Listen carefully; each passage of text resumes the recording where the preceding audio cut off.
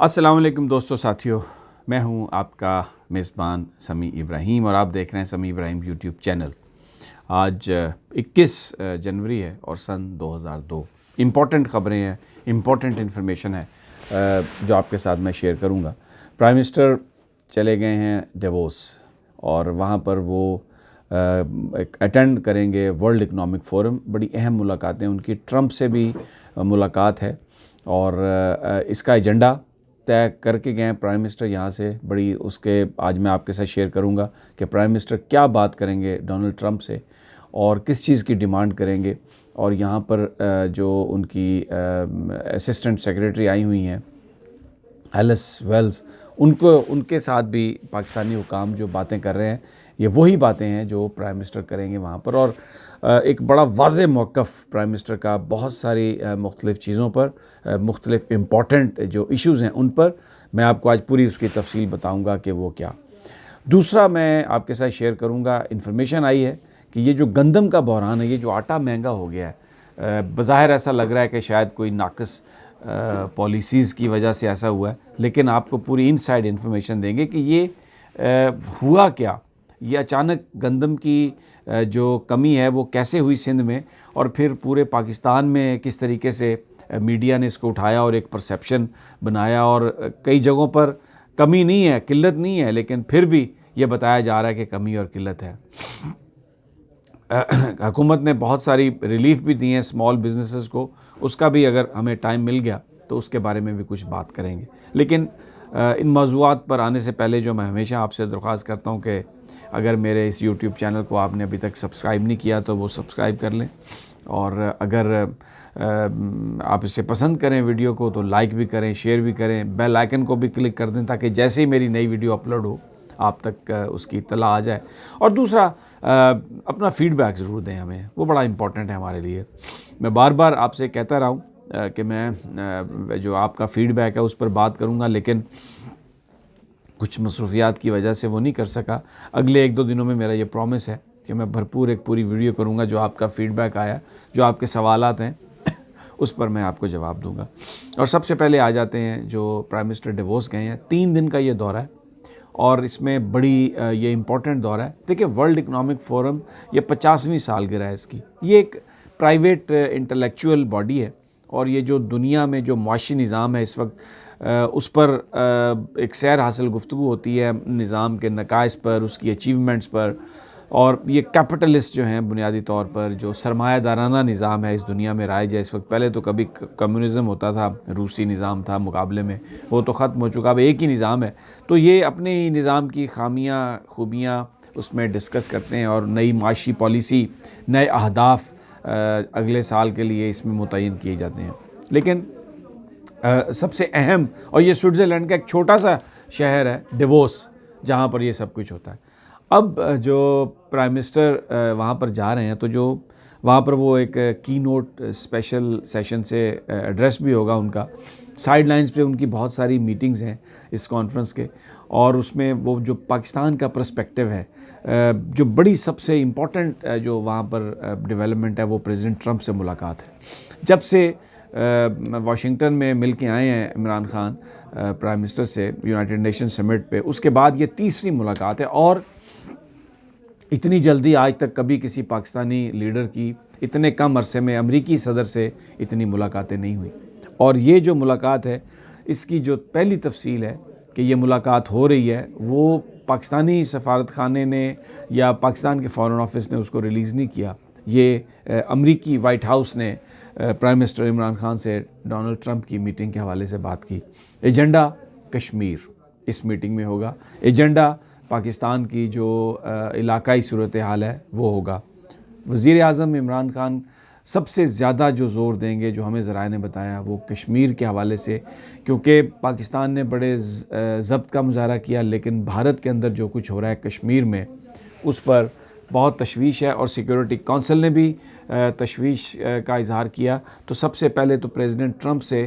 Prime minister یہ کہیں گے کہ جو یونائٹڈ نیشن کے ملٹری آبزرورز ہیں ان کا جو گروپ ہے اس کو انڈیا کو پابند کیا جائے، انڈیا پر دباؤ ڈالا جائے کہ وہ وہاں پر جائیں اور اپنی رپورٹ دیں، کیونکہ پاکستانی جو کشمیر ہے، آزاد کشمیر، وہاں پر پاکستان نے ان کو پوری ایکسیس دی ہوئی ہے۔ انڈیا نے یہ نہیں دی، اس لیے کہ وہاں پر جو ظلم و ستم ہو رہا ہے، اگر یونائٹڈ نیشن ملٹری آبزرور ہوں گے تو وہ صحیح صورتحال سے آگاہ کریں گے۔ تو یہ کہا ہے سب سے پہلے جو کہنا ہے پرائم منسٹر آف پاکستان نے کہ جو ملٹری آبزرورز ہیں یونائٹڈ نیشن کے، ان کو مقبوضہ کشمیر میں جانے کی اجازت دی جائے، کرفیو لفٹ کیا جائے وہاں پر، جو ایک جو بنا دیا ہے گھروں کو، شہر کو اوپن ایک بنا دیا ہے جیل، اس کو ختم کریں، ان دیواروں کو، لوگوں کو باہر آنے جانے کی اجازت دیں۔ اس کے علاوہ اب جو تیسری جو بات ہے وہ پرائم منسٹر ان سے یہ کہیں گے کہ اتنا نقصان ہوا ہے پاکستان کا، اور جو بڑی انویسٹمنٹ ہے وہ اس لیے رکی ہے، یعنی دہشت گردی کے خلاف جنگ میں فیٹف میں جو گرے لسٹ میں پاکستان کو ڈالا گیا ہے وہ امریکی دباؤ کی وجہ سے ڈالا گیا ہے۔ پرائم منسٹر بالکل کھل کر یہ بات کرنے جا رہے ہیں کہ پریزیڈنٹ ٹرمپ سے کہ امریکہ اپنا اثر و رسوخ استعمال کرے اور پاکستان کو فیٹف کی گرے لسٹ سے نکالے، تاکہ پاکستان میں کاروبار آ سکے، ملٹی نیشنلز آ سکیں اور سرمایہ کاری ہو سکے، بے روزگاری ختم ہو، اور اس کے ساتھ ساتھ جو وعدہ تھا امریکہ کا کہ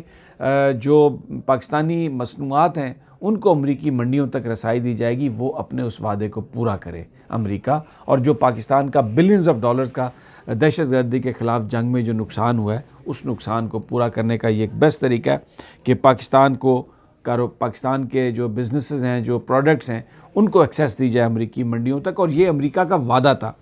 تو وہ جو ہمیشہ امریکہ پاکستان کو کہتا ہے ڈو مور، ابھی بھی مائک پومپیو یہی رٹ لگاتے رہے، لیکن پرائم منسٹر عمران خان یہاں پر جو ذرائع بتا رہے ہیں کہ پرائم منسٹر عمران خان بڑا دو ٹوک انداز میں صدر ٹرمپ سے بات کرنے جا رہے ہیں، اور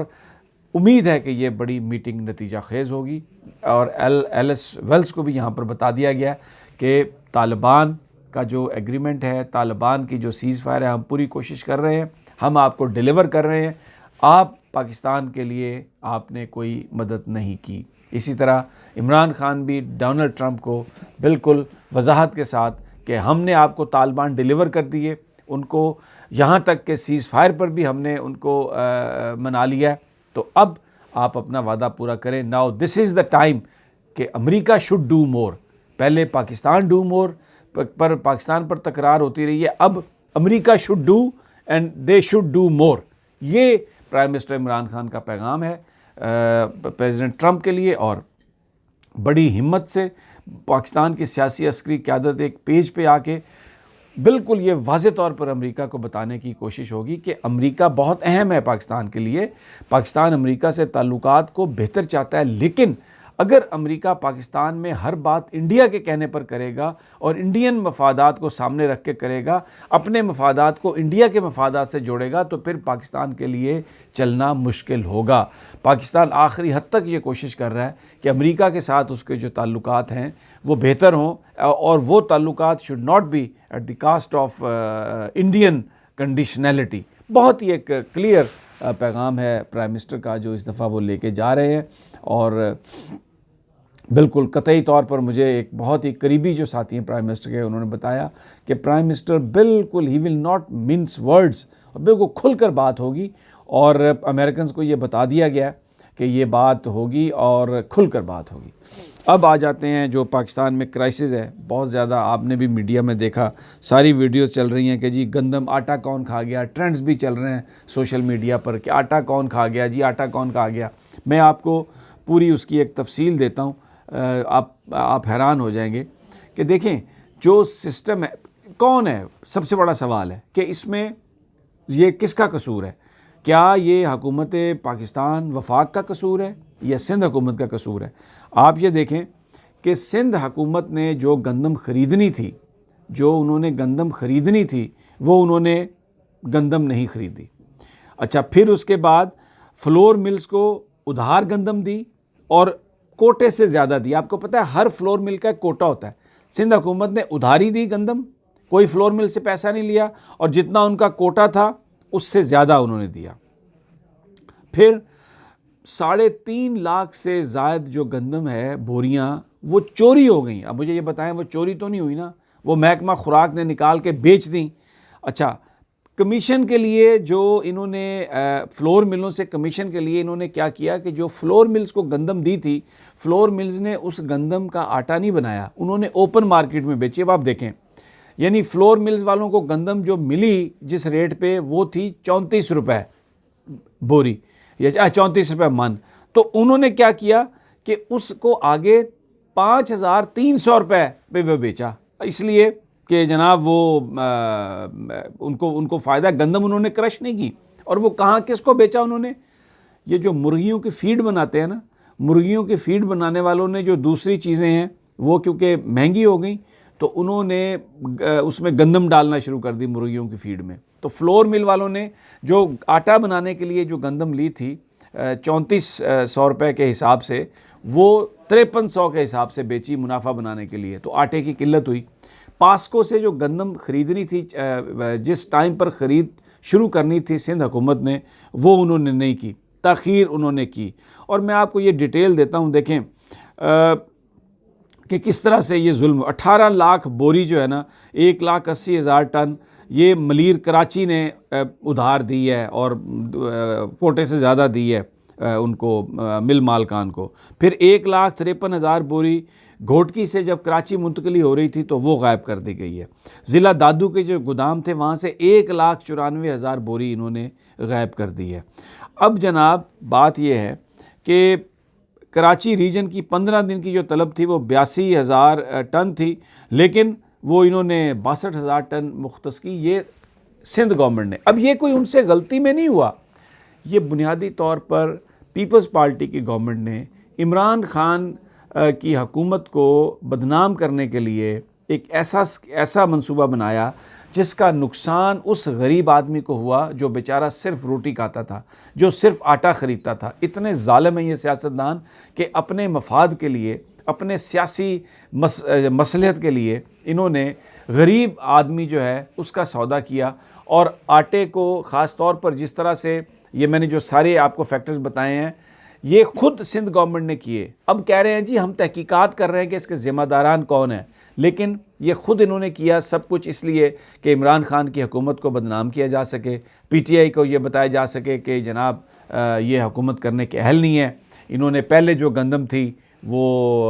باہر بھیج دی سستے داموں، اور پھر امپورٹ کر رہے ہیں مہنگے داموں، اور یہ کمیشن بنا رہے ہیں۔ لیکن سزا کس کو ملی ہے؟ اس ساری سیاسی جنگ کی اور پروپیگنڈا جنگ کی سزا ملی ہے اس غریب آدمی کو جو صرف روٹی کھاتا ہے۔ دوستو ساتھیو، میں مزید انفارمیشن کے ساتھ اگلی ویڈیو میں حاضر خدمت ہوں گا، تب تک مجھے اجازت دیجیے۔ اللہ نگہبان۔